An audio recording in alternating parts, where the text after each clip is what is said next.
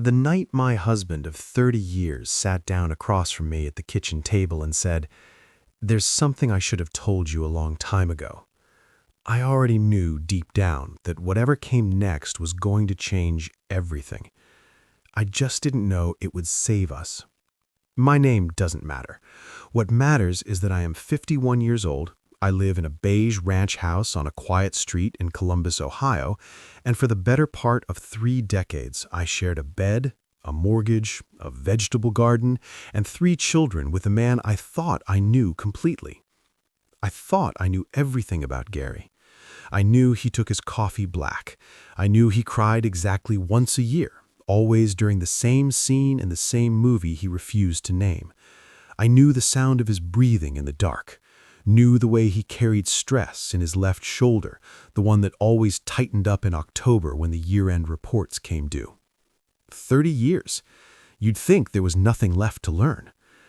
But there was one thing he had been carrying since before I ever met him, and the weight of it, though I didn't know it at the time, had been pressing down on both of us, shaping the silences between us, explaining the distance I had felt but could never name. I need to back up because this story doesn't start at that kitchen table.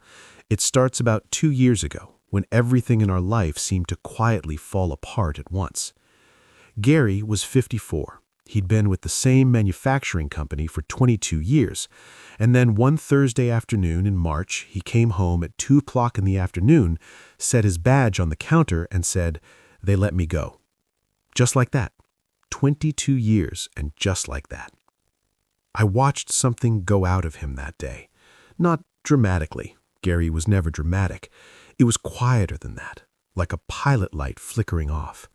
He started spending long hours in the garage, not really doing anything, just sitting. He stopped watching the news. He stopped asking about my day. I told myself it was the job loss. I told myself he needed time. I gave him space because that's what you do after 30 years.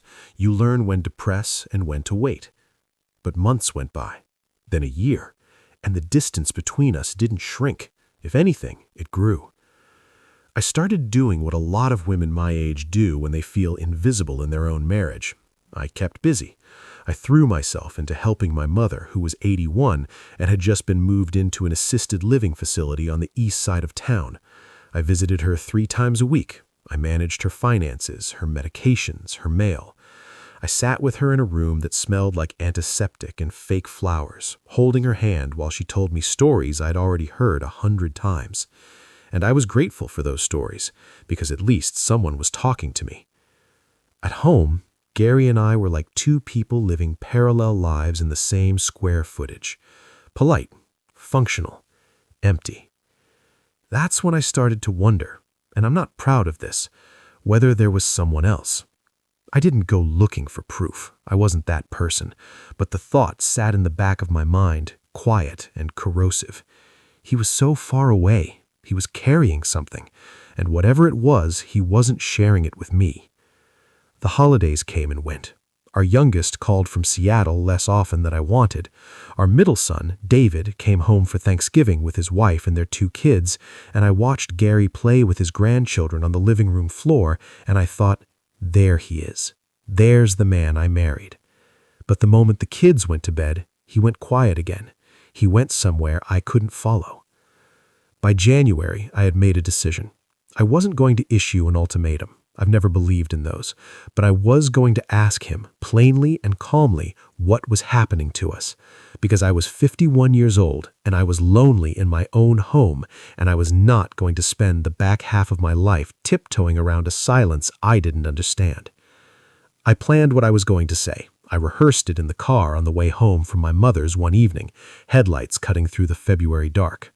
I was ready. But I wasn't ready for what I found when I walked through the door. Gary was sitting at the kitchen table, not watching TV, not on his phone, just sitting there with his hands folded like he'd been waiting. An envelope was on the table between his hands, old, worn at the corners like it had been handled many times over many years. He looked up when I came in, and his eyes, I had not seen him look at me like that in a long time, stripped open, scared.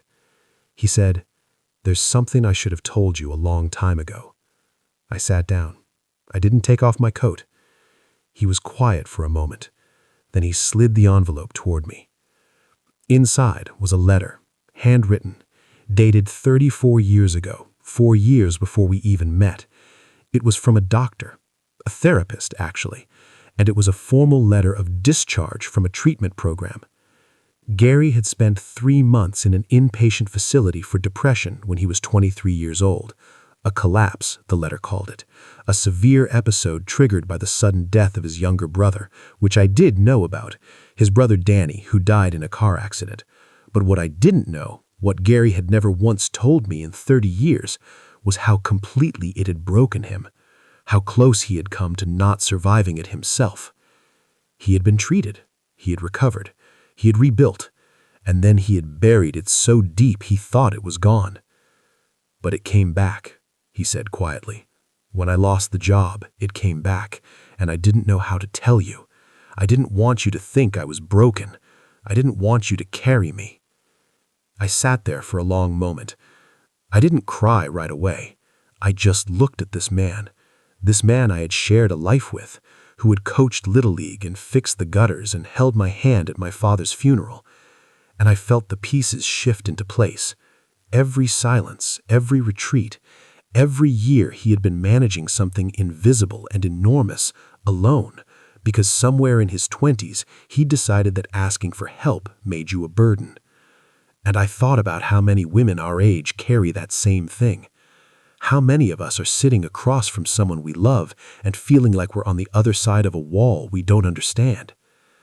I reached across the table and I took both of his hands in mine. "I should have told you," I said. "I know. Not because I would have fixed it," I said, "because you didn't have to hold it alone." He broke then, not loudly. Gary never does anything loudly. But his shoulders dropped, and he leaned his head forward, and I held his hands while he came undone at the kitchen table in Columbus, Ohio, on a Tuesday night in February. And something between us that had been held rigid for 2 years, maybe longer than that, finally let go. We got him into therapy the following week, not because I pushed, but because he wanted to. That was the difference. He was ready in a way he hadn't been before, and I think part of what made him ready was that he didn't have to hide it anymore. It hasn't been easy. Midlife isn't easy. Watching your parents decline isn't easy. Figuring out who you are when the career is gone, when the kids are grown, when the life you built looks different than the one you imagined, none of that is easy. But we talk now in a way we never did before. He told me things about his brother I never knew, about that lost year at 23, about the fear that had lived in him quietly ever since, the fear that darkness was always one hard season away from returning. And I told him things too, about how lonely I had been, about the nights I had lain awake wondering if we had run out of reasons to choose each other. We hadn't. We were just 2 tired people who had forgotten how to be honest. I'm telling you this because I know I'm not the only one. I know there are people listening to this who have felt that distance in a long marriage and didn't know what to name it, who have watched someone they love withdraw and blamed themselves or blamed them when the truth was harder and more human than either of those things. The admission Gary finally made wasn't a confession of wrongdoing. It wasn't betrayal in the way I had feared. It was something older and more painful than that. It was a man finally trusting someone enough to show her the part of himself he had always believed she couldn't love. He was wrong about that. 30 years in, I loved that part of him most of all.